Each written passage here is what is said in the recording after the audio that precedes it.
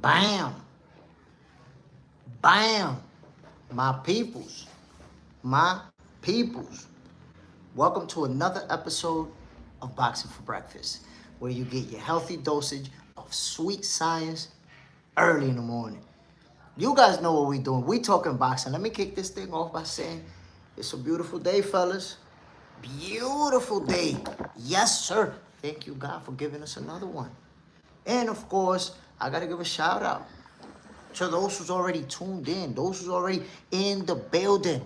Yes, Toy Mafia, JJ's in there, has Al Booger, Sai, West Dusset, my peoples, Shaggy in the building. Fellas, we getting some good action coming up. We're going to talk about what's going down this weekend. They're going to be trading some nasty leather, some real good fights. But before we get to that, let's talk about the whole Ryan Garcia situation. It's all over social media already. They're reporting. Well, look, let me say this, in case you didn't see it. Ryan Garcia was on Jimmy Fallon, and he told him, hey, look, I got my next opponent. And first he was dropping hints. He was like, he's on the other side. And Jimmy Fallon didn't get the picture. He across the pond. And then eventually was like, you know what I'm going to say? Conor Benn. I'm going to fight. I'm going to fight Conor Benn in September in Vegas. Here's the thing about that. That fight hasn't been announced by Oscar, by Dana. None of the promoters involved with the fighters have said anything about this. So, are we really going to get Ryan Garcia versus Conor Benn? He's saying it's going to happen, right? That's coming directly from Ryan Garcia in case you didn't see it. But then I have to bring something up.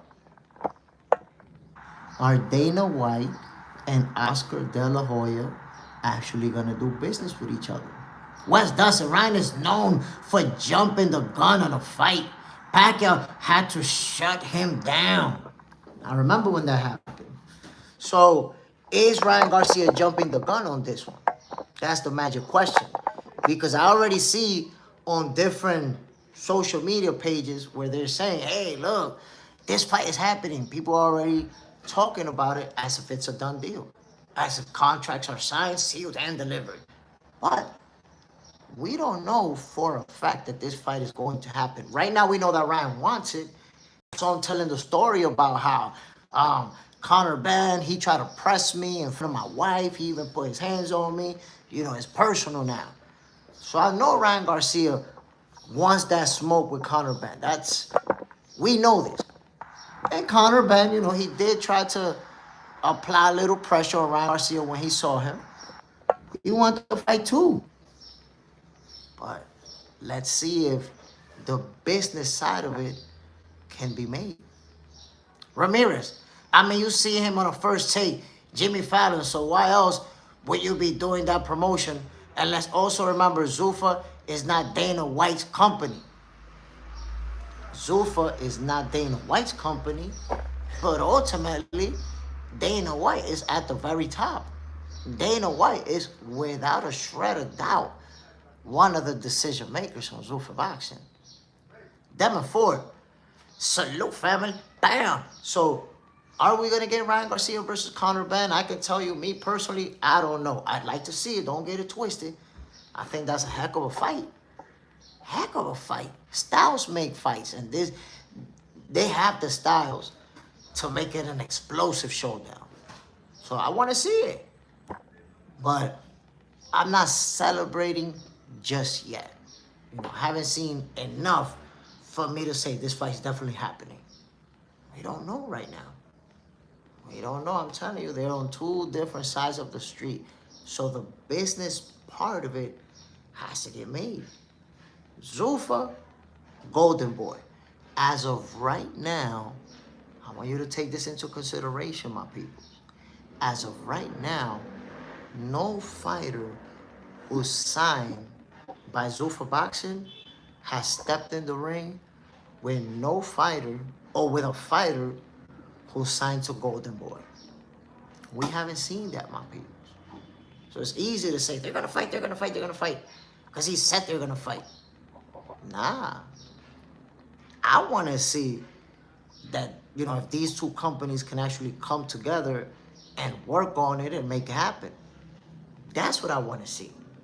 Shaggy, I feel like Ryan is building promotion already for this fight. Of course. I mean, listen, going on Jimmy Fallon, that's a big show. That's, you know, they have a huge audience tuning in and saying, hey, there's the guy that I'm going to fight.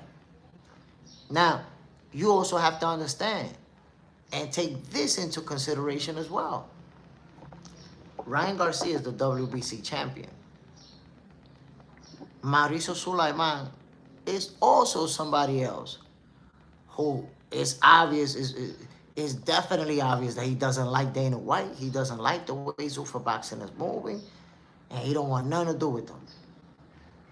So those are things that have to be sorted out in order for Ryan Garcia to fight Conor Benn. Daisy Sanchez, Sulaiman is dancing on one foot. Ryan displayed his WBC title on Jimmy Fallon. Of course. Of course. Ramirez. And I'm sorry, just Smith, I got mad love for you, bro, but can't keep protecting Shakur. I'm sick of it. I mean, I don't know what you refer to protecting Shakur. If nobody wants to fight him, I think you should say people gotta stop hiding from Shakur. They gotta stop ducking Shakur. They gotta stop being scared of Shakur. That's what really has to happen. Pugilism. Ryan can fight Conor Benn.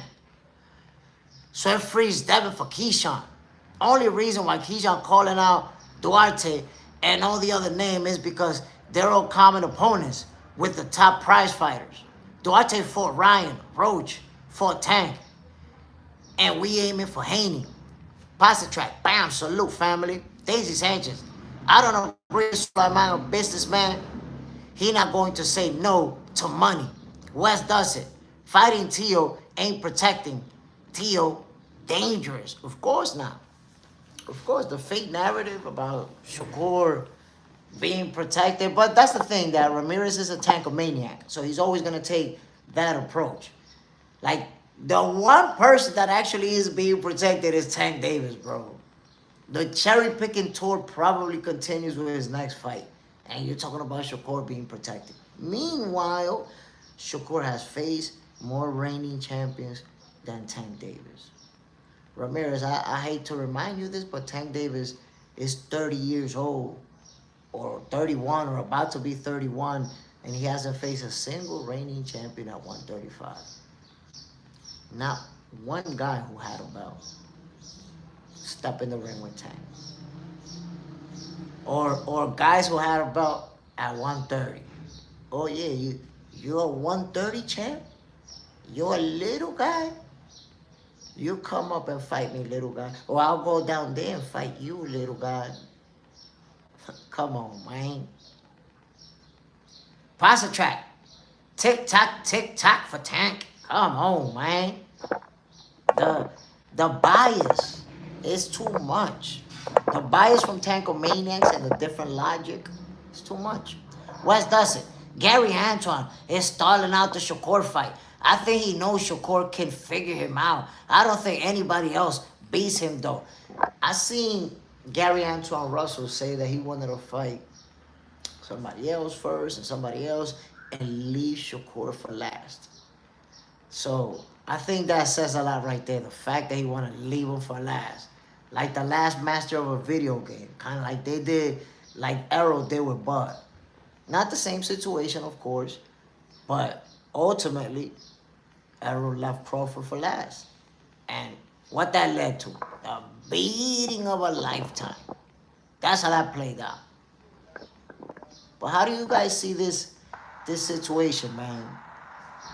Does Ryan Garcia put the beating on Conor Benn? The lunatic libertarian, salute, family. Does Ryan Garcia give Conor Benn the beating of a lifetime? Or is Conor Benn going to show out and win his first title? Because you have to remember, guys, so far, Conor Benn hasn't been a champion yet. You don't got a strap. Pasta track. I got Ryan all the way. Ooh, Ryan beating him up. West does it. Turns out, saving Crawford for last, let Spence have a pretty good career. You know, I guess I have to agree with that. I have to agree with that because he was able to unify 3 belts. Maybe if he would have fought him after the first, having won, he would have lost right there. We don't know what would happen after that. Daisy Sanchez, what do you think about rumors of Loma coming back to fight Navarrete? So, what I've seen in reports is that, and I believe it, of course, Lomachenko is a guy who became a world champion or fought for a title in his second professional fight. Second professional fight, he already fought for a title. So, when Coppinger reports that Lomachenko wants to come back and go straight for the big guns, I believe it. This is a guy who, if you look at his whole career, there's no easy fights, no cherry picking, no, they aren't your usual first 8 to 10 fights with easy fighters with losing records to get you in there. Nah. People like to point out that Lomachenko got a title shot quick and all that stuff. This guy was a 2-time Olympic gold medalist who went straight to work. I'll put it to you like this.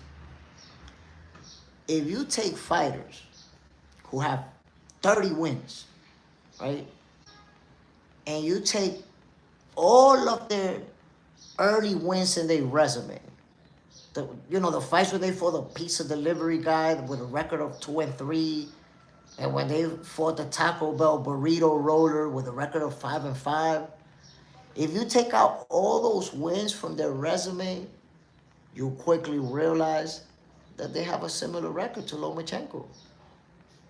If you look at when they started fighting guys up there, skilled opponents, champions, former champions, you'll quickly realize if you take all away all these easy wins out their resume, you put the legit ones, Lomachenko's going to have a similar record to them. So when you see that he doesn't have a lot of fights, obviously he started late, but he went straight to work. Look at his career from the very beginning. Lomachenko has never faced an opponent with a losing record in his whole career. Lomachenko has never faced an opponent who was an average journeyman, just out there getting beat up. Look at it from the beginning. From the very beginning. So anybody who even questions whether or not Lomachenko should be in the Hall of Fame, they not understanding what he's accomplished in the sport of boxing. It's not even that they're not understanding it, it's that they don't want to accept it. For the people who already made up their mind that Lomachenko's a hype job and he's really not that good, and that's it. They won't accept any of his accomplishments. But Lomachenko is going to go down as an all-time great. Pugilism. Ben is easy work for Ryan. Ben fought Pistol Pete, who fought Kelvin Davis. Positron. Ryan's learning how to box up and close. Ryan has finally figured out the pro game, and I think he's about to rise to the top. He's one of those fighters who wants to become the face of boxing. He's a world champion right now, extremely popular. Can he keep winning? Can he capitalize on becoming a world champion? We shall see. West does it. And Jay Smith, I never thought of Loma record like that. Great insight, bro. That's why I'm here. I appreciate you, my guy. And it's like I told you, people just focus on the amount of fights and they don't think about the fact that Lomachenko turned pro late because he was pursuing his Olympic dream. This guy won 2 Olympic gold medals. And after winning the second one, he turned pro and went straight to work. So if you take and you add 16, 17 easy wins, look at Lomachenko's record then. Go ahead, put 16, 17 bus drivers in there, and you got Lomachenko with 30 wins, 37 wins. But he don't got that. He only got the fights with the top dogs, with the top level guys. Not a single losing record in his resume. Everybody in Lomachenko's resume is either champion, world champion, or very, very highly ranked, or former world champion. You gotta respect that. The guy's been doing it, turned pro, and went straight to work. No record padding, no experience gaining. We ready for that smoke. My peoples, have you guys seen what's going on with O'Shaquie Foster and Shakur Stevenson? This thing may be brewing, fellas. This situation may be brewing. JJ's in there. Loma had a better resume in the amateurs. Trey Duck got Ray Ford beating Shaq. Ooh. A lot of predictions. Yo, Trey, the predictions are all over the place for this fight, fam. Some people saying Ray got him. Some people saying O'Shaquie gonna put the beats on him. It's gonna be a good fight. But O'Shaquie Foster has been going at Shakur Stevenson on social media. I don't know if you've seen it. Look. Here's what O'Shaquie Foster said. He said that he sparred with Shakur and that he ran him out of the gym. Got the best of them, ran him off the gym and all that, right? And supposedly, Shakur was flying out the city the next day. But because he put hands on him in sparring, Shakur couldn't even sleep. That's what O'Shaquie said. Shakur couldn't even sleep and called him the next day like, yo, let's get that work again. And they sparred again, and he was like, I'll give him credit, he about that smoke. And he don't really say how that session went down. So I'm guessing Shakur was mad as hell, put the beats on him for the shit he was saying. But ultimately, we got two versions. You know, we got O'Shaquie Foster saying that he ran him off the gym and all that. We got Shakur like, yo, what he talking about? We sparred, then I came back, but like he wilding out. He lying. But okay, I want to put hands on him, not in a fight in the streets. I want to catch him outside. Shakur on some other shit with O'Shaquie over the things he's been saying on social media. Could this lead to a fight, though? Is it possible that O'Shaquie Foster and Shakur Stevenson are on a collision course? Now, after they sparred, Shakur called him a junkie. Damn junkie. Or at least they attributed that quote to Shakur Stevenson. There's some bad blood over there, my people. West does it. That kind of confidence Foster has, it's a real asset. Shaq hands. Shaq talking crazy, trade up. Shaq trying to sun forward. Not a smart play, in my opinion. I agree with you 100%. And he talking like that, too.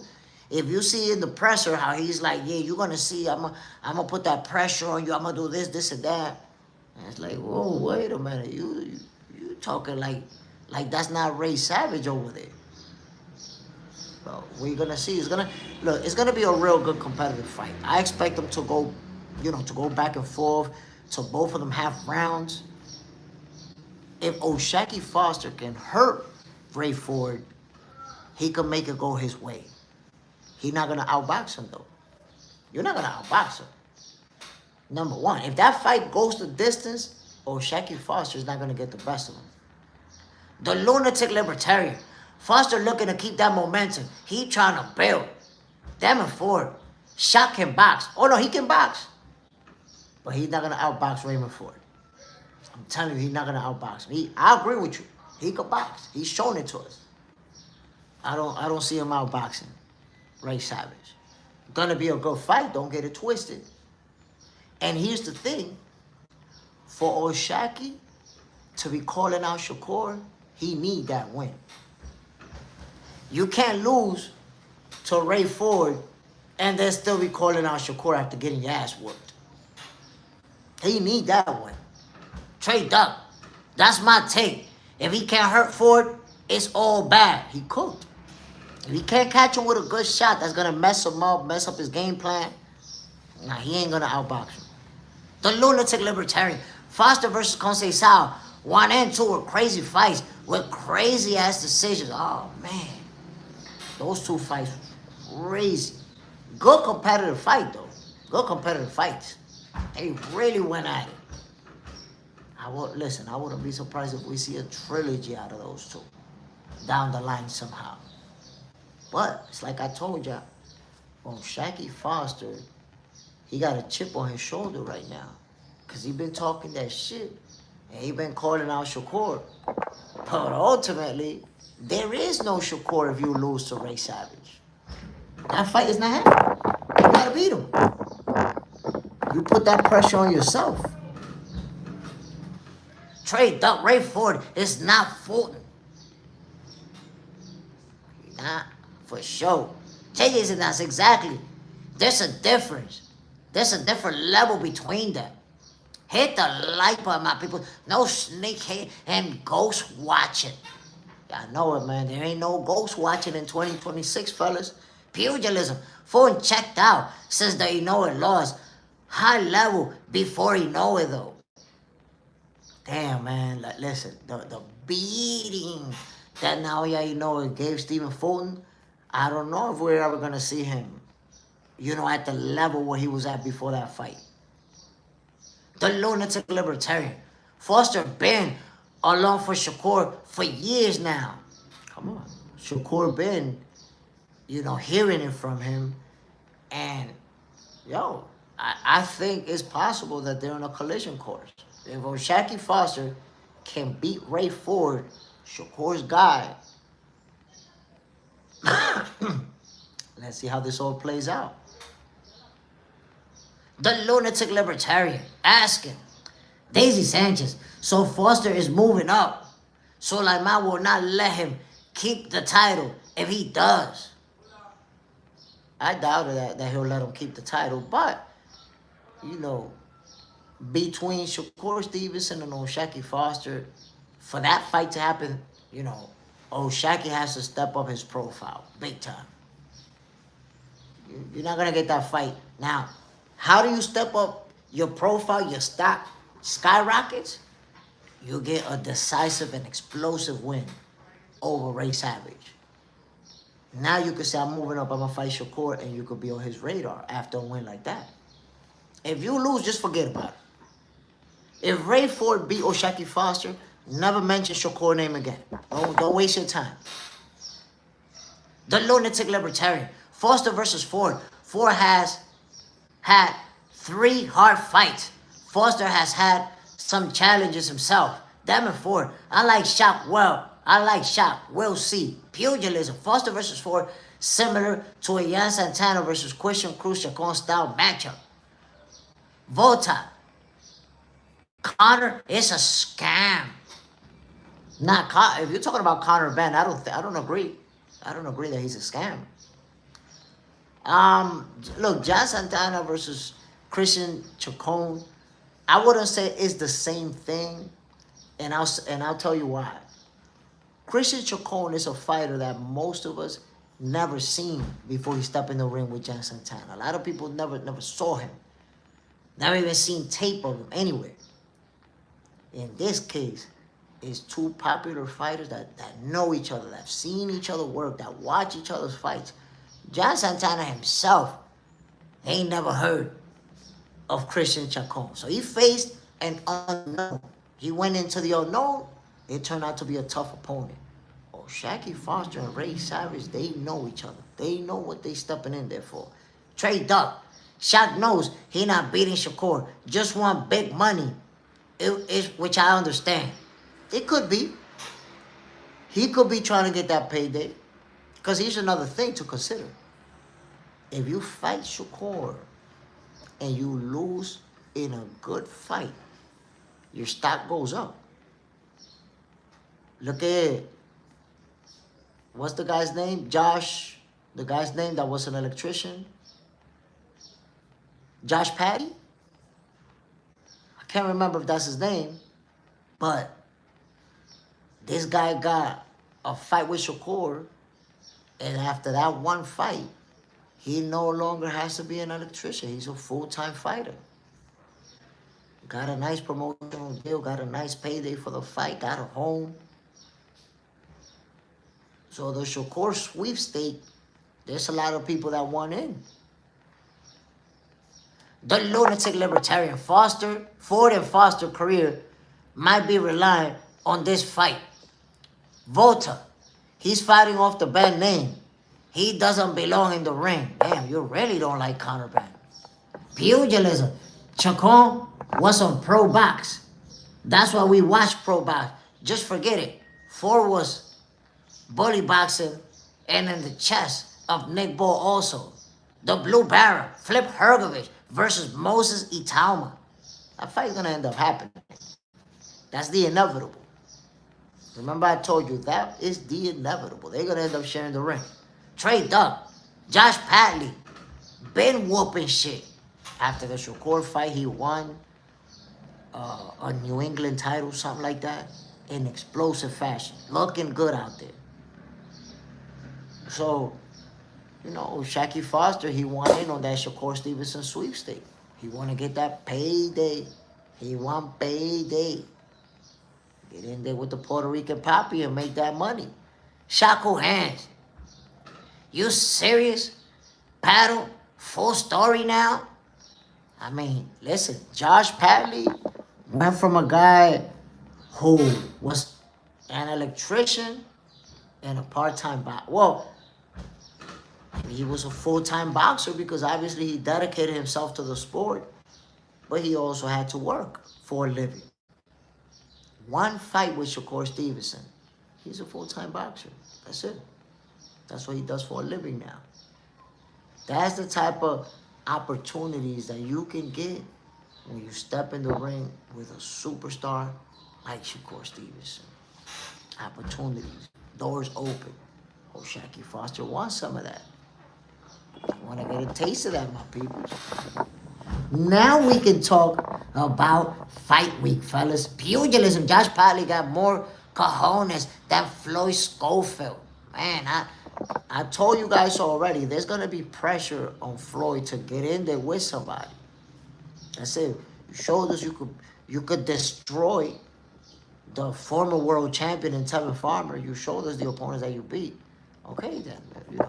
You tried to fight Shakur Stevenson, supposedly. You got ill. That fight could have happened. But ever since then, I haven't seen you trying to fight a champion. I haven't seen you trying to fight any of the top dogs. Gotta show me. I gotta see it. Shackle hands. Padley like Albright. He's a full-time nurse. The lunatic libertarian. Kid Austin don't even have that exposure like Padley. Trey Doug, Jack Catterall, or Chakram only fight on card. I can pick. JJ Cedejas, we all want a payday. We all want a payday. I get a call from Floyd telling me to get in there with him. I'm in there with him. So yes, sir, we definitely all want that payday. Fellas, Alexander Usyk and the karate guy, Rico, they're going to be fighting. Usyk versus Verhoeven. I don't know how to say that last name, man. This is Verhoeven. Somebody kept talking about this fight yesterday, and we didn't talk about it enough. So let's show Usyk and Rico a little bit of love over here. Is there anyone, so far I still haven't been able to find anybody. Is there anyone in here who thinks that Rico can win this fight? Anyone to go against the grain? Swim against the current? So far, it seems like nobody is giving Rico a chance. And I feel like with the odds, you put $100 on Rico and he wins, you're going to become a millionaire. Devin Ford not interested. And I'm going to tell you what, Devin Ford, I respect that. You got the guy who was the #1 pound-for-pound fighter in the world about to fight a karate guy with one professional fight. I respect that. Trey Duck, hell nah. Look, I don't give him a chance. I give Rico no chance of winning this fight.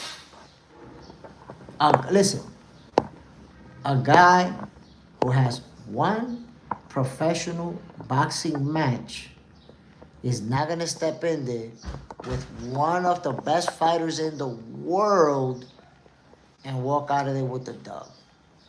Yes, I know boxing is a sport where anything can happen, and that's true. Anything can happen. You know, it takes one punch. One crazy punch can absolutely change the outcome of a fight. But when you talk about, the greatest heavyweight champion of this generation, nobody's gonna say it's not Usyk. I'm pretty sure there's nobody over here that's gonna say, nah, Usyk is not the best of this era. There's somebody else. No, Usyk is the guy. So if you think that a guy with one professional boxing match, he's gonna beat Usyk because he was a great kickboxer, let me go ahead and refer you to Conor McGregor versus Floyd Mayweather. At the time, let me refresh your recollection, Conor McGregor was the guy in the UFC. He was the face of the UFC, beating everybody up at that time. What happened? Floyd let him work a little bit in the beginning, let him move around, let him try to show off. And then when Floyd said, okay, it's time for me to work, Floyd beat him by stoppage, bro. Stopped him. Look before that, when Floyd was fighting boxers, when's the last time Floyd has stopped somebody? He stopped him. Why? Because Conor McGregor is not a boxer. Rico, he ain't a boxer. He got no chance versus Alexander Usyk. That's the reality, my people. Trey Usyk deserved an easy fight. He's done everything. I agree he deserves an easy fight. Versus a kickboxer, though, I don't agree with that. Not that easy. Like, you're a world champion. This is a crazy cherry picking, a crazy mismatch. Now, if you tell me he picked an opponent who never won a world title, an opponent with a couple of losses, with a few losses, I'm like, okay, yeah. But damn, man, the karate guy, that's crazy. Nasty work. Side, easy win for Usyk. Daisy Sanchez. If Turkey is not financing the fight, no one is getting a payday. Tracked up. Usyk gonna do a carry job. I wouldn't be surprised. I wouldn't be surprised if Usyk do the same thing Floyd did for the first 4 or 5 rounds with Conor McGregor. He might do the same thing. Let me let you throw some punches and let the crowd go, oh, let people get excited. And then he step up the pace and put the Swiss, the Dre, and the Apple Beats on Rico. Because I tell you, he might carry him for a little bit, but ultimately, Usyk is not out there to get embarrassed. He saw what happened to Tyson Fury versus Ngannou. And he's like, nah. I'm not going to let this karate guy come over here and play games with me. Usyk is going to beat him up.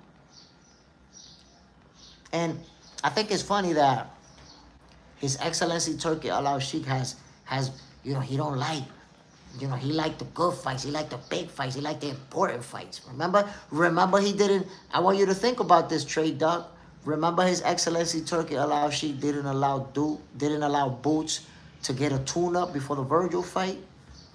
Remember he said, fight Virgil now. And when Boots said, nah, we're going to do a tune-up first, he was like, nah, I don't want him to do with no tune-up. I only want the best fighting the best. No tune-up over here. Go do the tune-up over there. Oh, okay. No tune-up for Boots, but tune-up for Usyk.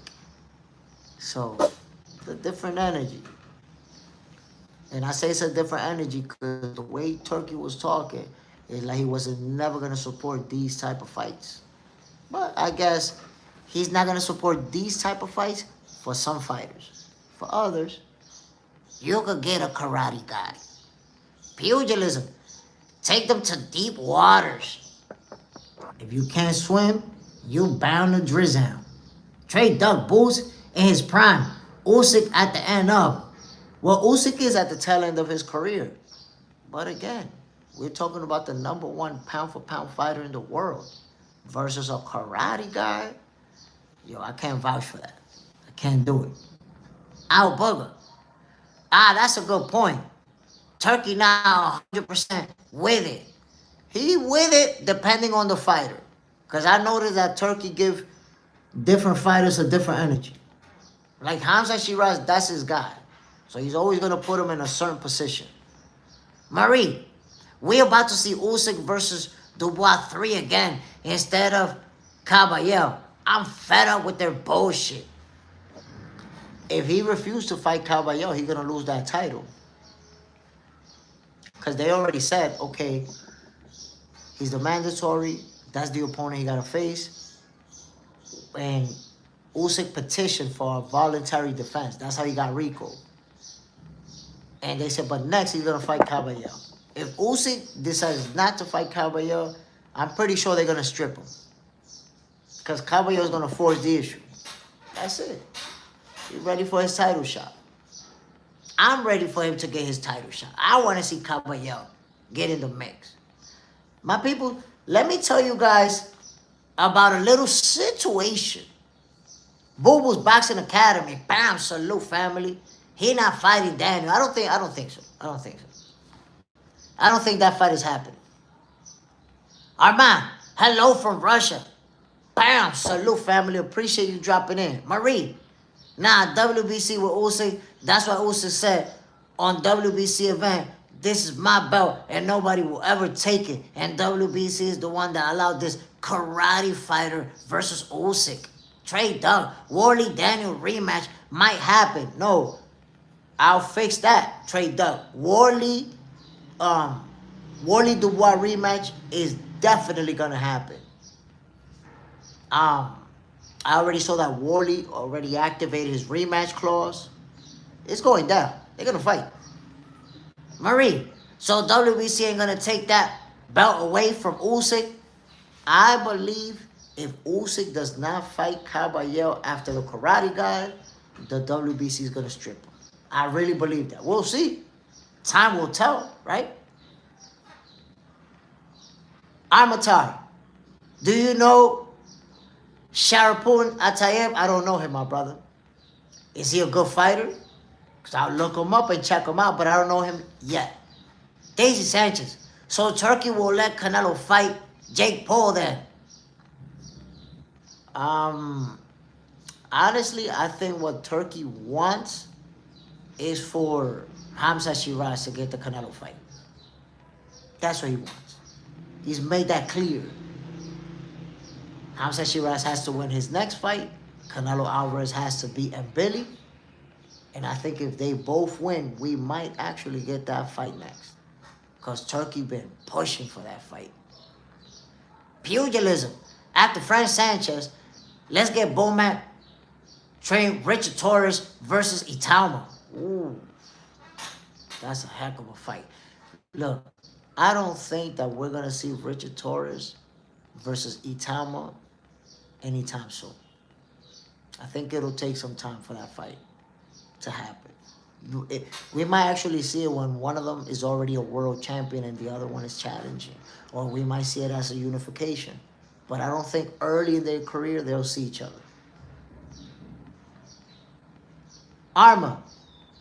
He two-time world champion in amateur. Ooh, elite level, huh? I'm going to check him out for sure. Trey Doug. Shiraz. I'm not a believer. Oh, no. I got to tell you, I'm a believer in Shiraz. Did you see what he did to Edgar Berlanga? And the way he finished him, like, beat him up. And Berlanga's not a world champion, right? Nah, at the top. But he's not getting beat up like that by anybody. You can believe it. The average Joes, Berlanga's going to beat him up every time out. The average guy, the decent fighters, Edgar Berlanga's going to beat him up. But when he step up to the big dogs, he's going to be the one taking a beating. We already saw Canelo making it look easy against him. We already saw Shiraz. By the way, Hamza Shiraz gave Edgar Berlanga a worse beating than Canelo Alvarez. Come on now. Beat him up. Pugilism, Itama will take his time. I mean, not just Itama, both. Richard Torres Jr. too. This right now is Richard Torres Jr.'s toughest opponent. This is the first time that he gets somebody a live one. This is first live test that he got to pass. Daisy Sanchez, only because Richard Torres will lose versus Sanchez. It's a tough fight. It's a very tough fight. Trey Duck, Shiraz lose to Lester and Bailey and maybe Hyman. Jay is announced, yes, he is Jay Smith in his own head. Berlanga, well, Berlanga was the king of New York, according to him. So Hamza Shiraz became the king of New York after dishing out a beating of Edgar Berlanga. Be honest, my peoples. And by the way, now that we know Ryan Garcia is going after Conor Benn, Devin Haney might be free to fight Keyshawn Davis. Whoa, my peoples. Devin Haney doesn't have his next opponent lined up. Keyshawn Davis doesn't have his next opponent lined up. Whoa. Whoa, my peoples. Can this fight happen? By the way, let me just point something out. Before Keyshawn's fight with Albright, Devin Haney tweeted, if Keyshawn wins, I'm going after him. After the fight, he tweeted, Debo's going after Keyshawn. How does this play out? And I said this yesterday, and I stand on that comfortably, easily. The best move for Keyshawn Davis to do would be to move up to 147, fight at least one opponent, one good opponent in that division, get the W, and then go to Devin Haney. At least a little bit of time to acclimate yourself to that weight class. Because Devin is physically bigger, physically stronger, skilled, elite level fighter, pound for pound fighter. You're going to move up and go straight for Devin? I don't think that's a good idea. I don't think so. Now, if Keyshawn believes in himself, that he could just move up and fight Devin right away, go for it. But I think it wouldn't be a good move to do it that way. Jay this is now. Yes, he is Jay Smith in his own head, Berlanga. Trey Duck, that's a tough fight for Devin. I mean, it's a tough fight, but I think he has an advantage. If Keyshawn was to move up next and fight Devin as his first fight in the welterweight division, I say Devin has an advantage that he's going to capitalize on. West does it. Devin Haney is a cash out. It's a cash out fight for Keyshawn. He'll make money, but won't win. Mickey Rourke, bam, in the building, but late. You're never late, my brother. If you're here, that's what counts. Ain't no such thing as late. Pugilism. Haney must take chance to beat 15-0 Keyshawn and stop the Keyshawn hype train for solid money, or take the risk marinating for more money and increased chance of losing to a leveling up Dragon Ball key. Daisy Sanchez, if Shiraz fights Canelo, what he really gains besides money, I mean, if Shiraz fights Canelo, the level of popularity. Right now, it's easy to see Canelo is still the most popular fighter in the world. So it's not just money. You make a lot of money, but your popularity increases drastically right after you fight Canelo. Because millions of people who had no idea who you were now will find out about you. You know how many people, just because you're fighting Canelo, Google your name and Google your highlights on YouTube and Google your Instagram to see what's really good with you and Google your box rack to see who you faced? So automatically stepping in the ring with Canelo increases your level of popularity, and that's going to open doors for you in the future. So you're not just getting the Canelo payday, but you're getting the money that comes after that. The opportunities that are going to come for you because you stepped in the ring with Canelo Alvarez. Cross-country hustler, Berlanga is king of New York. Well, it's Hamza Shiraz now. West does it. Canelo got Berlanga. His record deal. Damn, man. I hate to admit it, but you're right. You're right. It took a Canelo beating to get that record deal. If he would have beat Canelo, Berlanga would have never stepped in a studio to record music. But there you have it.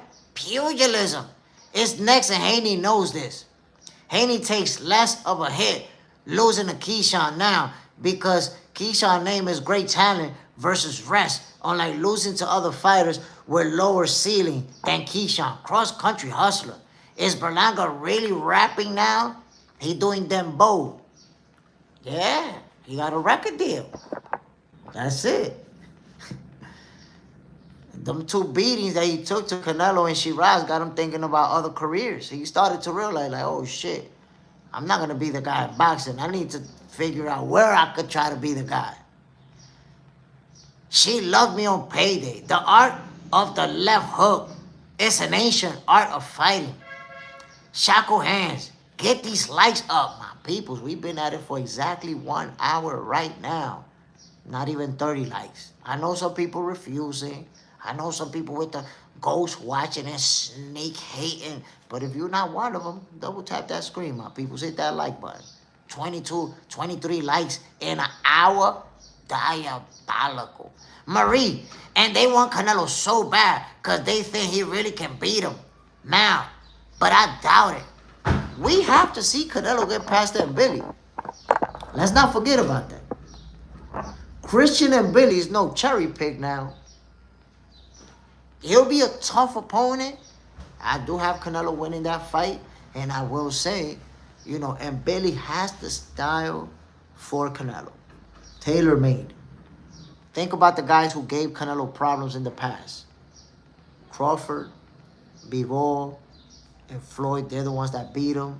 But Lara also gave him problems.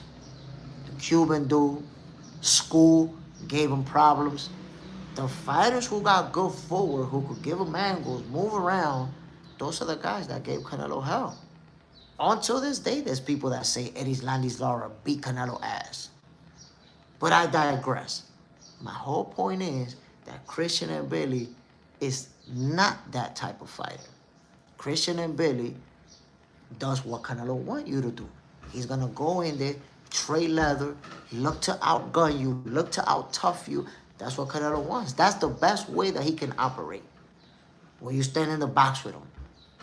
And he's going to make you miss on the inside, counterpunch you with hard shots, dig with hard shots to the body. He loves to be on the inside because of that left hook to the body. You know it's his bread and butter. As long as we're in close range, I'm going to be able to work on that joint. Work on your rib cage. And later down the line, you're going to bring your hands down because it's starting to hurt you. And I'm going to catch you up here. You guys know Canelo's a body snatcher. It's tough to do that when you got a guy with great footwork in front of you. If you look at the fight with Dimitri Bivol, you could probably count with one hand how many flush, hard body shots Canelo landed on Bivol. It wasn't that many. Why? Because Bivol wasn't there to eat those punches. And Billy's going to be right there. And Billy's going to try to out-tough him.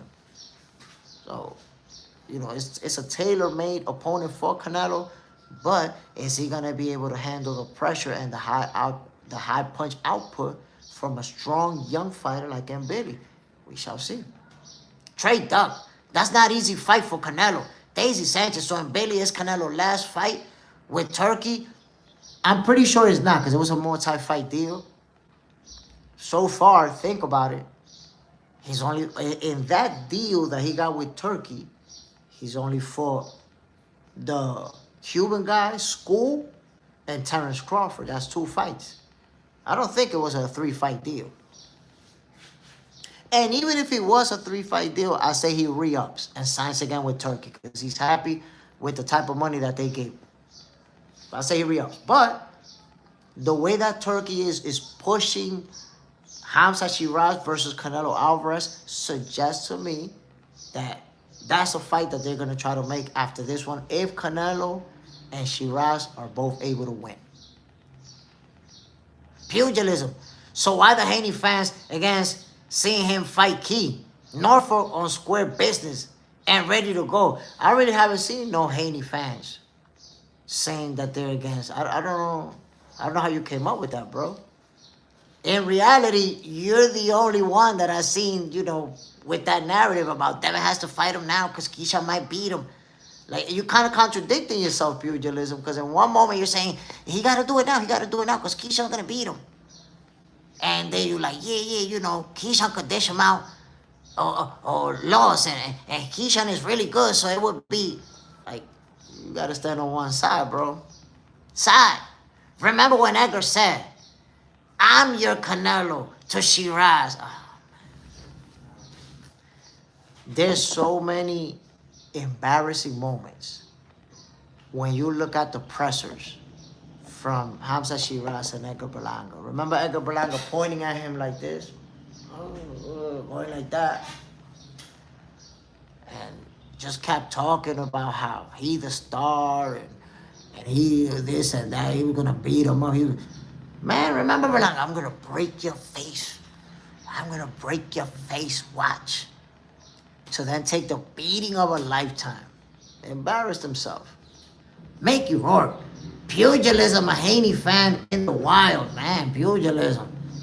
He like, Keyshawn got to do it. And Devin is better for him. And come on, man. You got to forget about fans, pugilism. Pugilism, like, the white fans don't want Keyshawn to fight Devin. Bro, I haven't seen a single fan say that they don't want that fight. Not one. It's like you build your own narrative so that you can argue against it. Not a single Keyshawn Davis fan has said at any point, Keyshawn Davis, we don't want him to fight Haney. Not one, I haven't seen it. Where do you get this from, bro? You can't make something up in your head and argue against it. You gotta wait for an actual fan to say something so that you can respond to it, right? And then it makes sense. But you can't make it up yourself, bro, and argue against yourself and try to say that somebody else said that. AI, how? I got Haney cooking Keyshawn. Whoa, Trey Duck. Who you got? Jack Catterall versus Giasso. Ooh, look, I haven't made a prediction, but I will be making it. I'm going to make my predictions for these fights on Friday. Because I haven't even been able to predict Rich Torres Jr. versus Sanchez. That's a good fight. That's a competitive fight. Only prediction I made, Usyk is going to beat the karate guy up. Beat him up. That's the only one. The other fights, I got to work on it. Marie, all the fans, the most embarrassing thing is to cope after the fight. Berlanga and his fans coping about the hand wrap. Bro, my man went to Puerto Rico and did a loser's parade. Who get their ass whooped and go on a parade right afterwards? Like, look, I understand they had a parade set up, like if he won the fight and they're going to celebrate a historic win. I get that. But he get his ass whooped and you have the parade anyways? Man, get the fuck out of here. Get the fuck out of here. You should have called Puerto Rico like, yo, bro, I got my ass whooped. Fuck you mean a parade? Call that shit off. Reschedule it. And when I beat a cherry pig, we do it. Oh, damn, we already spent the money on all this shit. Fuck the money. I got my ass whooped. I ain't going on no damn parade. Like, what? Come on, man. Have you ever seen a loser's parade? Have you ever seen a fighter get their ass kicked and then go on a parade? He went on a Survive Canelo for 12 rounds parade. Coño, loco, está de pinga, ¿verdad? Wallet. Pugilism. Haney fans don't want it. They saying Key overrated and a clout chaser. Haney fans say Key is skipping the line and it's unfair to boxing. But where are the Haney fans that are saying that? Because nobody's saying it over here. You're the only one saying it, bro. It's like you spread a narrative by saying that somebody else said it. That's the number one narrative spreading tactic. Yo, but they're saying this and that. I haven't seen not one person saying what you're saying. Not one. The only person I've seen saying it is you, Pugilism. Marie, this weekend will be good. It's going to be a good one. AI House, scheduling. JJ said that Jay Smith, Canelo signed a four-fight deal with Turkey worth $400 million. So there you go. So that means right now he's on his third fight. Hamza Shiraz is going to be fight number 4 in that contract. Remember Jay Stradamus told you this. Trade up. Nah, that Edgar shit was crazy. A parade? A got my ass whooped parade? I never seen it be. That's crazy. That shows you that he went into that fight with zero confidence that he could win. He went there to get his ass whooped. He went there to survive. And look, there was never a moment in that fight where you saw Edgar Berlanga actually trying to take it from Canelo. All we saw was a guy that was trying to survive. A guy that was trying to go the distance. So, ultimately, Edgar Berlanga was good enough to go the distance with Canelo Alvarez, and that was good enough for him to celebrate a parade and be happy about it. And I think that's going to be like the highlight of his career. You know, yo, I'm not a champion, but I went 12 rounds with Canelo Alvarez, and he didn't knock me out. But you fought to survive. Only reason Edgar Berlanga didn't get knocked out clean by Canelo Alvarez is because he fought to survive. That's why Hamza Shiraz gave him the beating of a lifetime. Did you see that fight, by the way? Did you see that stoppage? Hamza Shiraz was like the anime cartoon.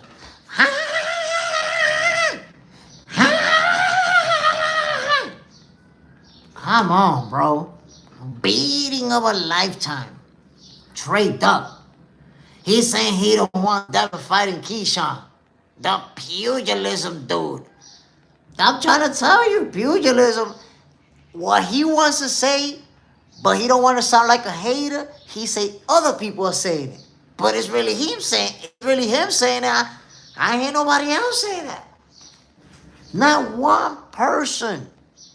Sometimes during one show, it could be 2,000-3,000 people that go in and talk, say something. Not one person has said, yo, man, I don't really want to see Keyshawn fighting Devin.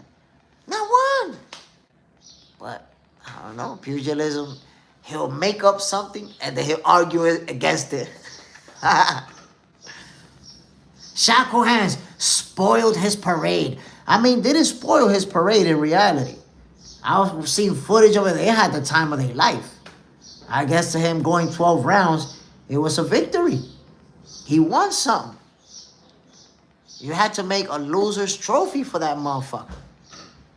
Jay Smith with the Muppet voice. Marie, Berlanga eyes were rolling. Crazy, maybe because of he saw something or heard things that made him a rapper. Now the beating changed his whole brain. Look, man, taking a beating like the one that he took, it's embarrassing. It's embarrassing. You have to agree. Why is it embarrassing? Because look what you did throughout the training camp. Berlanga got done like Maidana did Broner. Broner, during the lead up to the fight, was talking all this shit, was dancing, was showing off, then got beat up. You saw the same situation play out right here. Edgar Berlanga talking about he gonna break his face. He gonna do this and he gonna do that. And then before you know it, we watching him take the beating of a lifetime. Make it work. Antonio Shiraz deserved the parade in Puerto Rico. That's what they should have did. They should have did the parade for Hamza Shiraz. They like, yo, my bad, homie. You know, we already bought all these blimps. We already put all these music together over here. We got to do a parade. And he's the new king of New York. So, you know, that's the way the cookie crumbles, homie. But now, real talk, man. Listen, if I'm a fighter and they set up a parade for me and I get my ass kicked, yo, I'm going to tell her, yo, dead that shit, bro. I just got my ass whooped. I ain't trying to do no parade. But, again, if you're happy that you made it 12 rounds, then that's it. You feel like he accomplished. And you know what? He made a lot of money. Fuck it. Big Bellow Mob. Bam! Salute, family. We watch Edgar Berlanga get his ass whooped by two different fighters, but he's on Zuffa Boxing now. Let's see what he's going to accomplish. Let me ask you guys that question. Do you think that Edgar Berlanga will become a champion on Zuffa boxing. Will he ever hold that black belt with the diamonds? We think it's ugly as hell, but maybe it's an acquired taste. After some time, we'll start to like it. Jay is in the house. God bless Jay Smith and the Box Center family. Salute, my brother. Bam. Appreciate you dropping in. Always showing love. And fellas, we ain't even get to 30 likes, man. Over an hour. Over an hour. Diabolical, the sneak hating and ghost watching. Double tap that screen. Marie, Berlanga fans are also embarrassing that they're accusing Shiraz for hand rap. So I'm not going to put that on the fans. You know why I say that? Because it's Berlanga who put that narrative out there. Berlanga spread that narrative out there. So if your favorite fighter tell you something, you want to believe him. That's like when Tank Davis fans was all over social media. It was the Vaseline in his eyes. It was because of the Vaseline that he took a knee. Well, you can't blame him. They guy told him that. So if you're a Tankamania and you running with his narrative, I understand you. That's your guy. Shackle hands, Bumlanga. Marie. When is Berlanga and Hitches fighting their first Zuffa card? No, they'll never fight a Zuffa card, Marie. None of the big stars that you've seen will fight on a Zuffa card. Now, this is temporary, what I'm saying. I don't know if it's for good. But for now, as the Zuffa cards are being held at the Apex, you're not going to see those guys fighting in a venue that holds no more than 1,100 people. They're not going to be able to make no money off of them. So, you know, Richardson Hitchens, Edgar Berlanga, Devin Haney, if he did sign with Zuffa, Tio and Shakur, who reportedly signed. Anybody of those big stars that you see signing with Zuffa, look at Conor Benn. He didn't fight on a Zuffa card, right? He fought on a Riyadh season card. So it's just a prediction that hasn't been confirmed. Nobody's saying that that will happen like that. But I'm telling you that's how it plays out. None of those stars are going to be fighting on Zuffa cards. They're all going to be on Riyadh season. Remember I told you that. Big Billomount. Berlanga versus Plant is fire. Classic pure boxer versus pure puncher. Matchup. I like that fight. I don't think Berlanga wants it. You know Caleb Plant been wanting to put hands on him. Ben wanted it. I say Edgar Berlanga won't take that fight. Trey Duck. Edgar fighting Caleb Plant, I think. If he fight Plant next, he getting beat up. Getting beat up. He not beating no Caleb Plant. He not, my people. Marie. No, Jay Smith. I know when I say Zuffa card, I don't mean the Apex. Ones that only know for the up-and-coming fighters, the Netflix was also Zuffa card. Oh, okay. I want to make sure that we're all clear with that. They're not going to be fighting on them Zuffa card. But on a Riyadh season card, I think we're going to see Edgar Berlanga within the next 3-4 months. The same thing with Richardson Hitchens. Of course, they're going to work on an opponent, which they probably already working on. And it'll be announced. So once you announce that you signed the fighter to the roster and it's a star, I'm pretty sure it's not going to take long for them to have a fight lined up. Big Billow Mouth. I think Plant will KO Berlanga similar to how he did Darrell. If Berlanga is going to take that as his first fight on Zuffa boxing, I think he's going to become a Zuffa gatekeeper. They're going to have him as the guy to beat up if you want to move up. Marie, or otherwise, I need to call it Riyadh season card, which is Zuffa 2, but fans think about Zuffa, the Apex. Exactly. Because here's the thing. When you look at the Riyadh season cards, if you think about it, in the ring, you won't see a Zuffa logo. If they give commercials, they won't talk about Zuffa. The announcers, like, Zuffa is completely out of it. That's why I said yesterday, it's like they have their own two sides of the streets. They have the Zuffa cards, which is for the lower level guys that are coming up, and then they have the Riyadh season cards, which is for the big stars and the big venues and all of that stuff. Shakur and true. The Riyadh side, that's where they got the elites. We didn't see it in the beginning, But now at least I saw it already, and I know a lot of people going to start seeing it. Zuffa, they got two sides of the street. Oh no, let me say TKO. TKO got two sides of the street because they got the Zuffa, and then they got Rhea Season.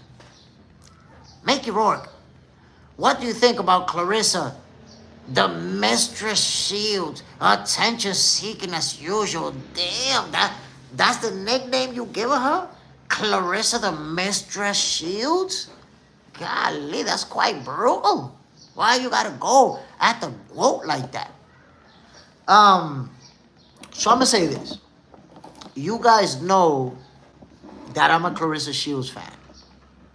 You know, I love the way she fights, how entertaining her fights are, how explosive she is, her skills, her ring IQ, her footwork, her counterpunching, everything she does in the ring, I enjoy watching, right? And as a person, I like her as a person too. You know why? Because Clarissa Shields is the type of person that's gonna tell you exactly what she think. She gonna wear it on her sleeve. Sometimes you don't like what somebody like that is gonna say because they're not gonna tell you what you want to hear. They're gonna say what they want to say, and some people that's gonna rub them the wrong way. It doesn't do me like that. I appreciate that you say whatever's on your mind, and she's like that. So I like that about her. And when you're a fan of somebody as a fighter and as a person, the way that they move, it's hard to really admit that they messed up, that they made a mistake. And I'm like that. I'll admit it. You see how people, for example, a Tank fan won't admit when he makes mistakes? And I tell people, you delusional, you gotta admit it. I can do that. I can tell you by slapping Alicia Baumgartner, Clarissa Shields messed up. You don't put your hands on somebody because you don't like something that they said. You know, that's some junior high school shit. That's some high school shit. You know, when we was teenagers, or you said something about me, I'm gonna punch you in the mouth. Or you said something about me, let's meet up in the bathroom. Let's meet up in the yard. Yeah, that. But if you handling yourself as a grown person, as somebody that's 30 years old, the same way that we handled ourselves in high school, you're not moving right. You're not moving right. You guys know I'm down with the trash talking. I'm down with the shit talking. I'm all in. Go in there, curse each other out, say whatever you gotta say. Everything. Say I'm gonna beat you up when I catch you in the ring. All of that. I'm with it. Trash talking is part of sports. Always been, always will be. But you don't put your hands on somebody. I can't vouch for that. So I got mad love for Clarissa Shields, but she messed up. She made herself look bad. And she also feeds into a stereotype. Because there's people out there who think that when they see this color, oh yeah, that's a violent person. That's a person who's always fighting. That's a person who's always looking to beef. When they see our color, they think that. There's a lot of people who feel that way. So when you slap somebody because they said something, you feed into that stereotype. And you give people the reason to say, look, look, look, look, look. Look, the black people, they're aggressive. And they like to... That's bad. It's a bad look for Clarissa Shields.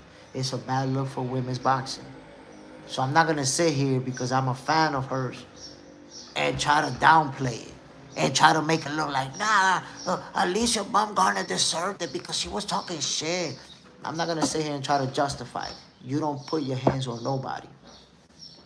Now, if they try to put their hands on you, if they attack you, if they are looking like they're ready to go at you, then that's different. You got to defend yourself. Defend yourself at all times. That just doesn't apply to the ring. But not like that. Not like that. So that's my take on it. You know, I got mad love for Clarissa Shields, but I don't like what she did. Big Bellow Mouth. I love that Frank Sanchez versus Richard Torres fight coming up this weekend. I'm going to tell you like this, Big Bellow. I don't see that fight going the distance. I don't see it. I haven't even been able to make a prediction, by the way. I didn't say Richard was going to win. I didn't say Frank was going to win. I don't know who's going to win. Still analyzing that. That fight does not go the distance. It's going to be super, super explosive. And we're probably going to get a devastating blow type of knockout. It could be the type of joint that somebody go to sleep. You know when they be with the stiff arms and the twisted mouth? Laying down like that? Might be one of those, bro. Mikey Rourke. Ultra aggressive ass. She needs to learn to act ladylike outside the ring, like she loves Miss Bumgarner. I hope she goes through with pressing charges. I think Bumgarner is gonna press. She said she, posted a statement that she is gonna be taking legal action. So this is gonna develop. We're probably gonna see them in the courtroom. And guess what? If she really does go through with it, Clarissa Shields is gonna lose. She's gonna lose inside of a courtroom, and she's gonna have to pay I don't know how much money for that slap. So ultimately, slapping somebody to where it's gonna lead to you losing money is not a good slap. And it's like I told you, my peoples, we too old to be hitting somebody because of something they said. If you hit somebody because of something they said, that means you lack self-control. You lack discipline. Big Billow Mob, Tyson, McGregor, etc. Slap people. It's funny and cool. Not you, Jay Smith, but other people need to keep same energy. I agree, it's wrong. But men fighters been doing that forever. Literally hundreds of times. It's still not right. Don't you know that Mike Tyson punched this guy and got sued and paid mad money for it? Damn, I can't remember his name right now. He punched him in the eye, 125th in Manhattan. So, I don't know. You could find it. You could say, oh, it's funny and cool. But guess what? It's legal consequences to that, my G. So, it's going to be funny and cool until they land in a courtroom and Clarissa, she'll find out that she's going to have to pay $100,000 or some crazy shit like that. $200,000. Then that slap is not going to be worth it, family. Big Billow, man. We too old for this. I slap somebody because I don't like what they say. And another thing, it's not the same, bro. If we're in a face-off, we're facing each other for a fight, that we in an event, in a public event. Nah, Big Billow Mob. You may be trying to justify what Clarissa did, but nah, right there you're on the wrong side of history, family. You don't do that. That feeds something real negative, real nasty. And it's not the same context as if they doing a face-off for an actual fight and they're already gonna fight and they go at each other. That's not the same as heavyweight Clarissa Shields slapping welterweight Alicia Bumgarner in a public event. Come on, bro. Nah. Can't compare. You're comparing men who went at it where they were gonna fight each other, men that were the same size. You're comparing that to big, strong Clarissa Shields slapping little ass Alicia Bumgarner. That's not a good comparison, family. I can't go with that. Kenneth Harvin, it could lead to a big money fight for the two of them. I mean, a big money fight doesn't need to be generated by a slap, bro. A big money fight, anything could lead to a big money fight. It could lead to a big money fight that they've been going back and forth for years already. They've already been face-to-face in a shouting match. They was in a shouting match in a plane. So there's already been in a back and forth between them. But assaulting somebody, bro, you're going to end up in court. You're going to end up losing money. Look, somebody told me this before. And when they said it to me, I disagreed. I was like, nah. But then I started to understand what they mean. And it was like, Jay,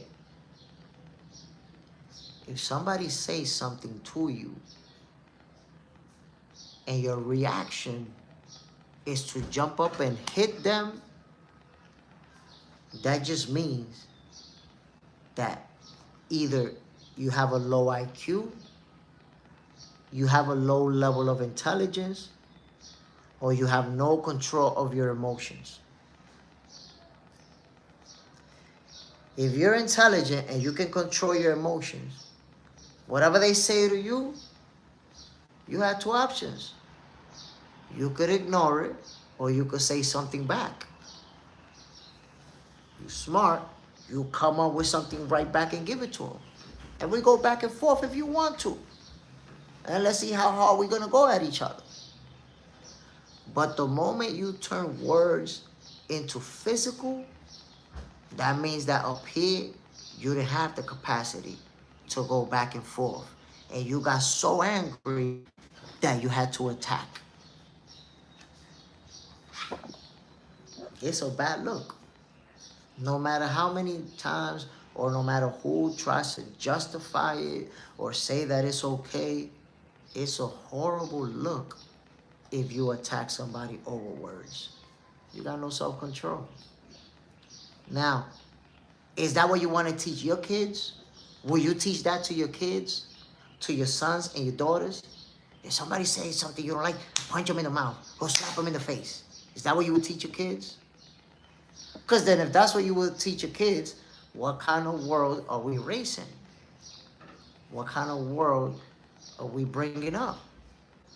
Are we trying to set up a world where everybody just punching each other in the face, slapping each other every time somebody says something they don't like? That's crazy. We're not a bunch of savages. We civilized people. We know how to talk. We know how to interact without the need of violence. So, violence over words is only okay. And it's not okay, but it get a pass. A little fisticuffs here and there. It get a pass when you're a teenager.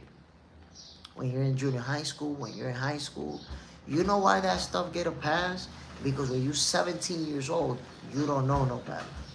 You don't understand the consequences. You don't understand. You don't have the psychological understanding of controlling yourself, of controlling your emotions. You do stupid shit when you're young. But as you get older, you're supposed to mature. Your brain is supposed to evolve. You're not supposed to react to words when you're 30 years old the same way that you react to words when you're 17.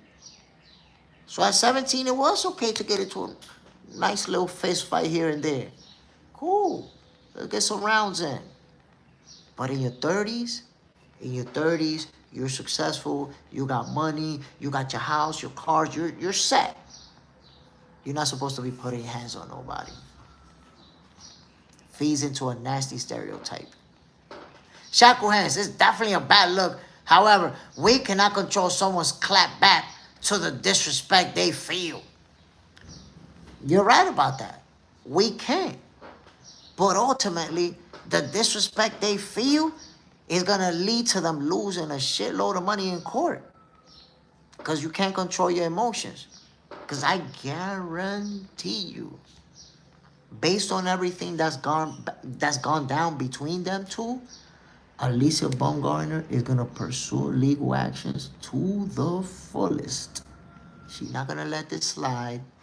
She's not going to go, you know what, she was mad, let me let it. No. She already posted a statement about it, that she is pursuing legal action.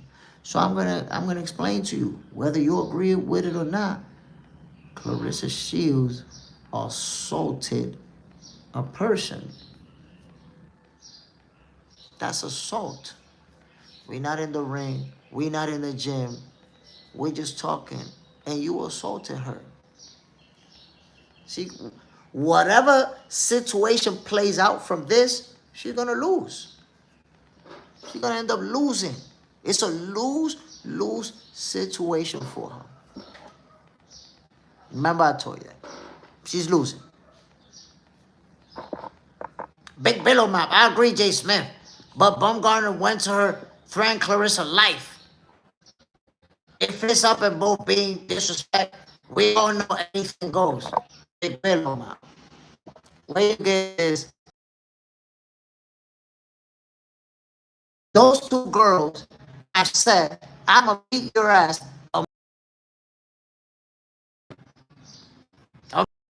family. Not only that, Big Bello, mom, you justify my brother because when this situation happened, they're in a public setting. They're in an MVP award show that Clarissa Shields was invited to, by the way. You're in no threat of danger. So let's not paint a picture like, oh, they threat her for her life, so anything goes, she had to fight back. At an award show, I'm not armed, I'm not jumping on you, we just talking. There was no threat, family. You're drumming it up and adding a little spice to justify Clarissa Shields' action. Like, oh, she threatened her life, so she had to do it. No, no, no, no, no, no. They was talking shit to each other like they've done many times, but this time Clarissa Shields worked her way into slapping her. That was the only difference. Go look at the incident with the plane. In the plane, they was also saying, I'm gonna beat your ass, no, I'm gonna beat your ass, no, I'm gonna beat your ass. That was in the plane. Sammy Chiba Shields hit her with the Will Smith. Yeah, man, she Will Smithed her. Will Smithed her. Make it work. Ain't no bus. Sticks and stones. I don't know where y'all at, but in America, I can say whatever the F I want, and nothing I say will justify putting hands on someone just for talking. Make it work. I agree with you 100%. That's what I said from the very beginning. Don't put your hands on somebody. We too old. We not kids.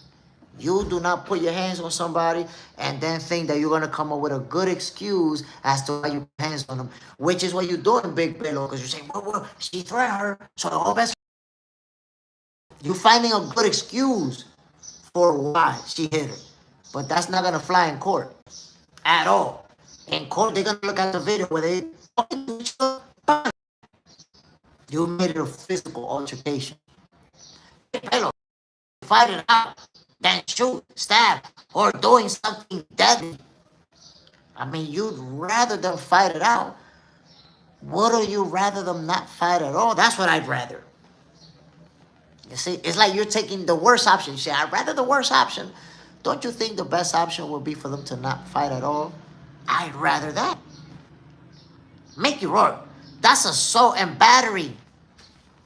You done assaulted somebody in a camera in an event where it's clearly documented and she's taking legal action against you. How do you think, Big Bello, my boy, I ask you, how do you think this plays out in court? What do you think is going to take an L? Somebody going to take an L? See, right there, when she slapped Alicia Baumgartner, Clarissa felt like she beat her. She got a W on her. Yeah, I'm going to keep slapping bitches. Got the W on her. Who you think is going to get the W inside the courtroom? Make it raw. Pugilism. Wolf, a good role model for Shields. Menacing, but not out of pocket. Big Bello mob. I already said Clarissa was wrong. But Mickey, if you walk down the street slanging racial slurs, whoa, come on, Big Bello mom. Why are you bringing up racial slurs when there was no racial slurs between two black women? You making a different example, you see, because you making an example of somebody walking in the street and making racial stuff in random people. That example doesn't match what this situation is, my brother, because these are two professional boxers who know each other, who's been around each other, who's argued with each other, which is normal in boxing. How are you going to compare somebody yelling racial stuff to random strangers, which they probably will get their asses kicked, to two professional fighters trash talking each other? So it's like you're saying, yeah, I already said Clarissa was wrong, but she had a good reason. That's what you say. She didn't have a good reason to do it. No matter how much you try to justify it, you don't put your hands on somebody because you don't like something they said. And that's exactly what Clarissa Shields did. If you go back, you'll see that I've always been a Clarissa Shields fan. And I always talk positive about her. But if she does something that's wrong, I'm not going to sit here trying to justify it. Trying to say, well, she did what she had to do because she was being disrespected. That's basically what you're saying, bro.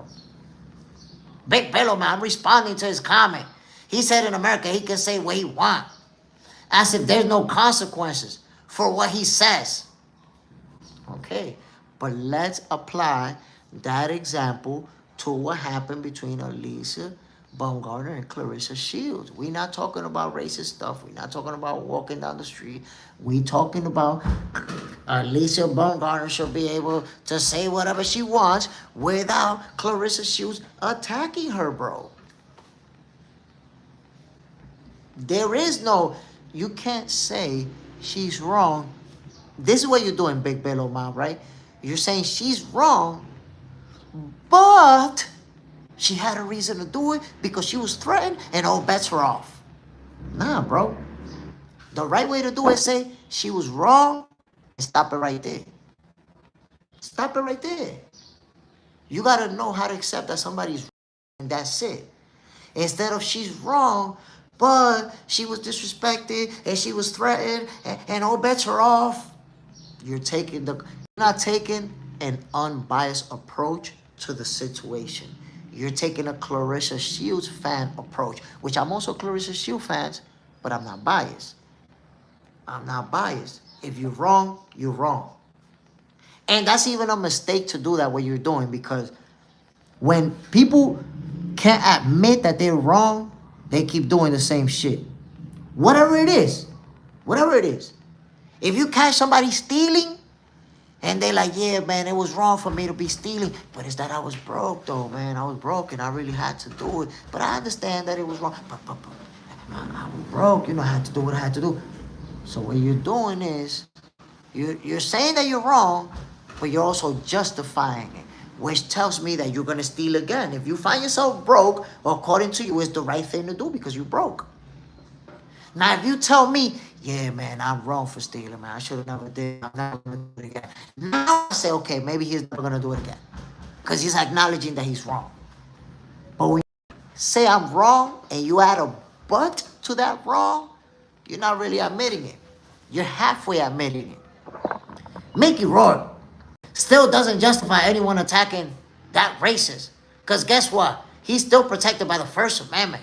It's his right to speak and say what he wants.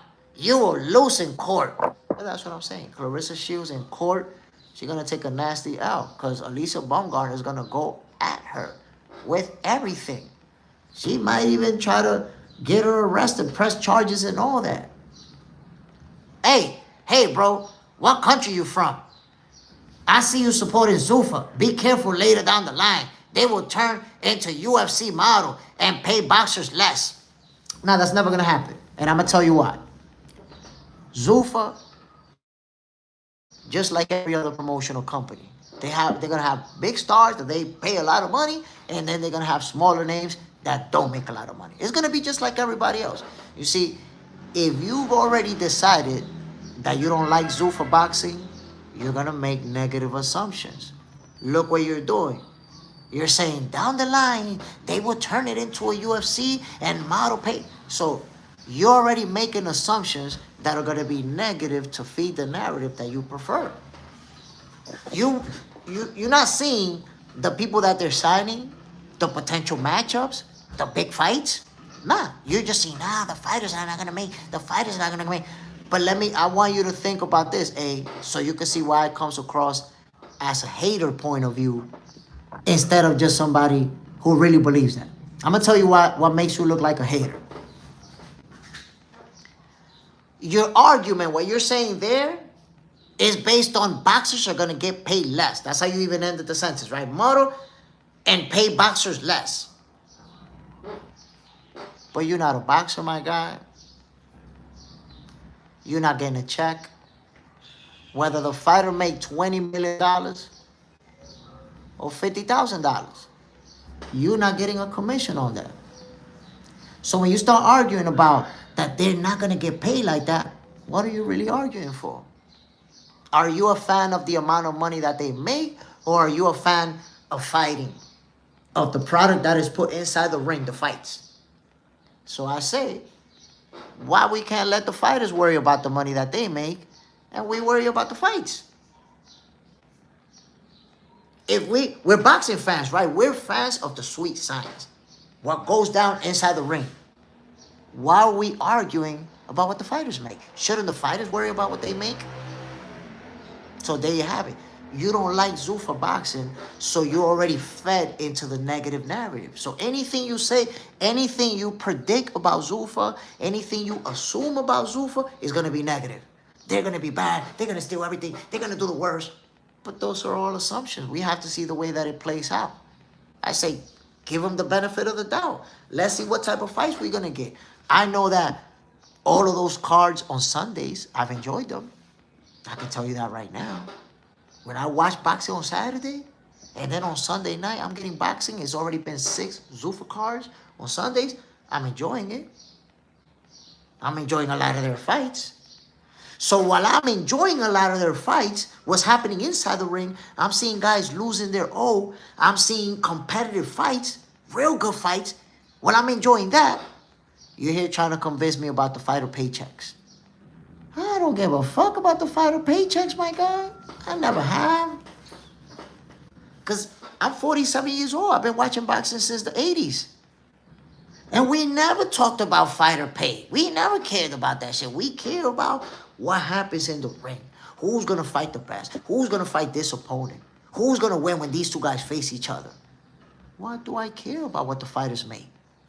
They need to care about what they make, not us. We're not getting paid off of that. We never will. So is boxing not going to be good? Is Zuffa not going to be good because you're assuming about fighter pay? Well, that what you're assuming is not translating to the product that they're giving us on the TV screen. Good fights. I'm worried, I'm concerned about the good fights. And Zuffa's giving us good fights. Let the fighters, the managers, the promoters worry about their money. Why are we worrying about their money? Why are we having conversations like, yeah, because they're not going to get paid this, and they're going to get paid that, and why we got to be managers?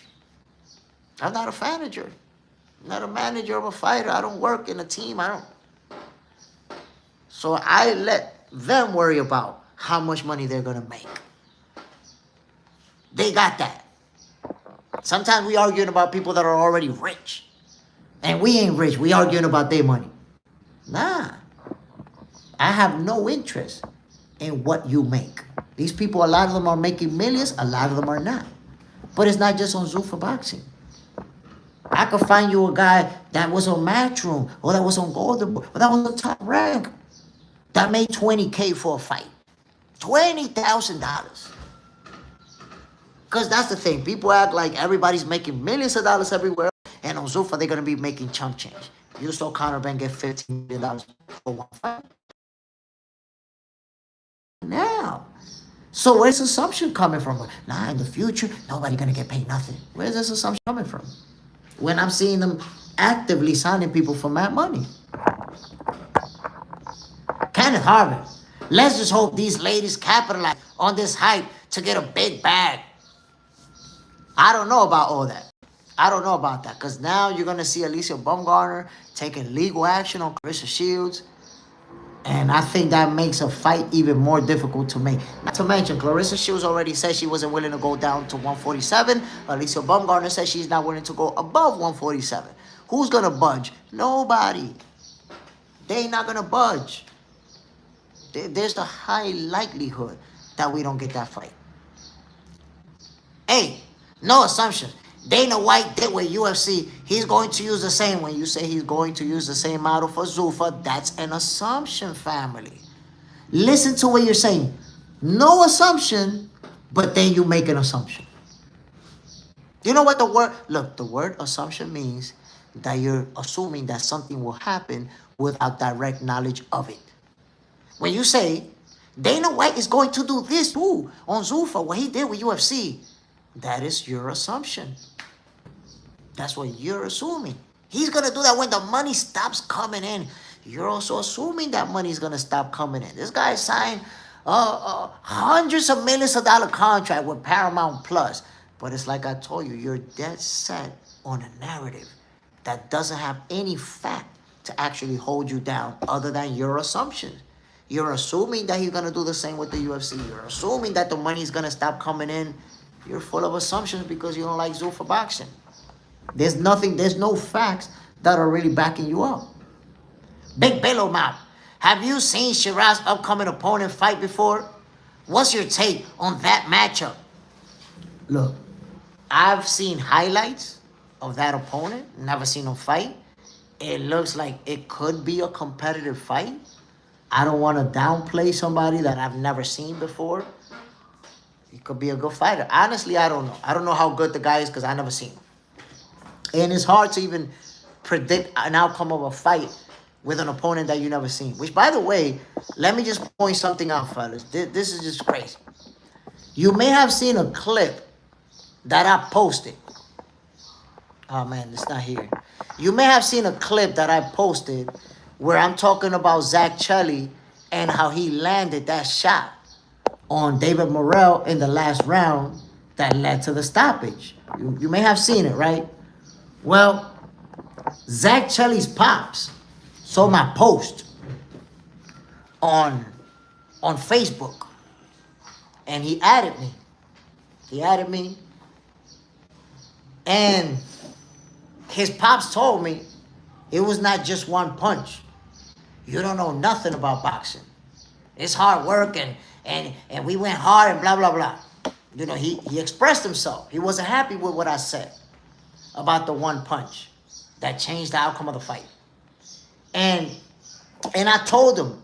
Then we started talking privately in DM, and we went back and forth for like half an hour, right? I'm talking about text, voice notes. And I sent him a link to the channel. I was like, look, man, I'm going to be honest. It hurt my feelings. And it did hurt my feelings that he said, I don't know shit about boxing. Check out my channel, and I think you're going to change your mind. And I told him, you know, you saw a small clip. If you guys remember, when I spoke about Kelly, I spoke very positively because he reminds boxing fans that the guy, you know, who has a couple of losses on his resume can still be the top dog. That an upset can happen any day of the week. And I told you guys, Zach Chelly, you know, he surprised all of us. We expected him to lose. He won the fight by stoppage. So I told his pops, you know, based on the video, you may have think that I'm saying, oh, all Zach did in that fight was land one punch. And maybe that is what he believed from that video. But no, he was landing some good shots throughout the fight, some hard shots to the dome piece of David Morrell. And I told him, if you watch the live, the actual show, I said a lot about Zach Chelly, what he did in that fight. You saw a 1 minute clip and thought that I'm saying, oh, there's a nobody who landed one good punch and got lucky. Nah, that's not what I said. So, you know, there was a little exchange there between myself and Zach Chelly's pops. Maybe that leads to an interview, fellas. You never know. You might see Zach Chelly coming on the show to talk boxing with me, or his pops. You never know. But my peoples, I'm about to end today's episode of Boxing for Breakfast. I want to give a shout out to everybody who tuned in this morning. I appreciate you guys. I hope you enjoy the show. And let me just say, the word of the day, my peoples. I'm not going to leave it without the word of the day.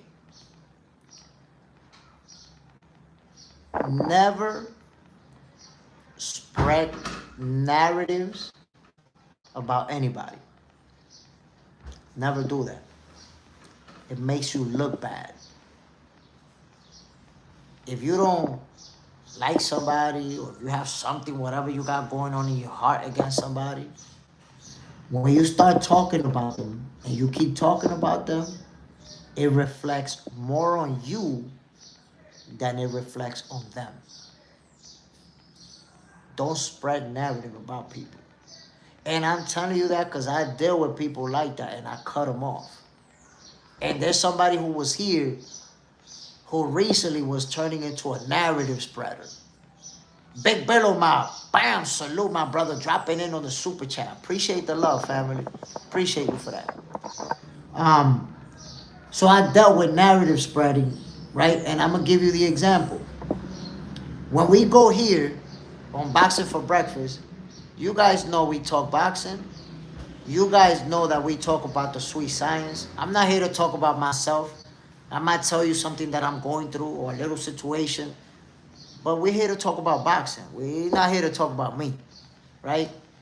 And there's someone who recently was on here, and I didn't even block him. I'm not gonna say no name. Some of you might notice it, but I'm gonna say no name or nothing. But I'm gonna show you the narrative spreading, what it looks like. You're supposed to be cool with me, right? You're supposed to be supporting me, right? Why would you and start telling other people in the chat, yo man, why Jay's always late to start the show? Jay's always late. Huh? I'm always late to start the show. Why would you be saying that? That I'm always late to start the show? And what I want to tell you guys is that, and you guys know I'm live Mondays through Fridays. And I've been live Mondays through Fridays, sometimes Saturdays, sometimes Sundays. And I haven't missed a show for almost a year straight. Boxing for Breakfast has been on every weekday. It takes a lot of sacrifice for me to make sure that I'm here every single morning. It takes a lot of sacrifice, my people. Sacrifice that I don't talk about. Because I'm here to talk boxing with you guys. I'm not here to tell you, oh, look what I did and look what I did. I'm not here for that. But to give you an example, I could start the live and maybe say something on the chat. But guess what? All those images, I make them, my people. Those images that you see behind me, they don't just appear out of nowhere. There's somebody putting those images together because I'm trying to give you a certain level of quality. I want you guys to enjoy the show just like I enjoy it. So guess what? While the show already started and I'm not on camera yet, I might spend 10 minutes modifying images. Looking for an image of Devin Haney, looking for an image of Tank Davis, looking for an image that I'm going to save so that I can share with you guys about the fighters that we're talking about. So it's a process. So if you support me, you could say, yo, Jay, the live started at 8, but you started at 8:15 or you started at 8:20. What happened? And if you ask me what happened, I'll be happy to tell you. I don't have a problem. I really see you guys as my boxing and family. So if you ask me, I'll tell you, yo, man, before the show, I got to do this, this, and that. Make sure that I got it for you guys, that I'm going to bring that smoke to you every single morning. I got to set up shop. I'll be happy to tell you. I don't have a problem with that. But it's different when you step in the morning. Yo, Jay's always late. The next morning, yo, but Jay's late. What kind of narrative you trying to spread about me? What kind of idea you trying to put about me out there? That I'm always late. That doesn't seem positive to me. That doesn't seem like you're supporting me to me, right? So, not only that, that's not boxing. The time that I start the show in the morning is not boxing. And it has nothing to do with boxing. Why are you talking about me? So, forget about me for a second. You yourself, my peoples, don't spread narratives on people who ain't done nothing to you. If somebody never done nothing to you, don't spread narrative about them. Why? Why would you do that? Like, I'm subscribed to Blue Blood Sports TV, to the Rise Podcast, and to a few other boxing YouTube channels. I would never go on their chat talking about them. Oh, but you didn't do this, or you didn't do that, or you didn't, huh? Unless spreading bochinche. We not down with the bochinche shit. We too old for that. Pugilism coming to America. Let them wait. Rip James, Earl Jones, a.k.a. Darth Vader. Mickey Rourke. I love Chris Eubank. Probably has the only son that came close to his legacy. Chris Eubank Jr., they both accomplished, bro. Let's see what Conor Benn is going to be able to do. My peoples, but once again, I'm about to end this show right here. That was my word of the day. Don't spread narrative. That's not a good look. You think you're talking about somebody else, but really you're talking about yourself. You're talking about what you got in your heart. One love to everybody who tuned in. One love to people who actually support me, who actually keep it positive, who actually just want to talk boxing. One love, my peoples. I appreciate every single one of you. We out of here. Let's go make this money. Bam. Salute, fellas. Yes.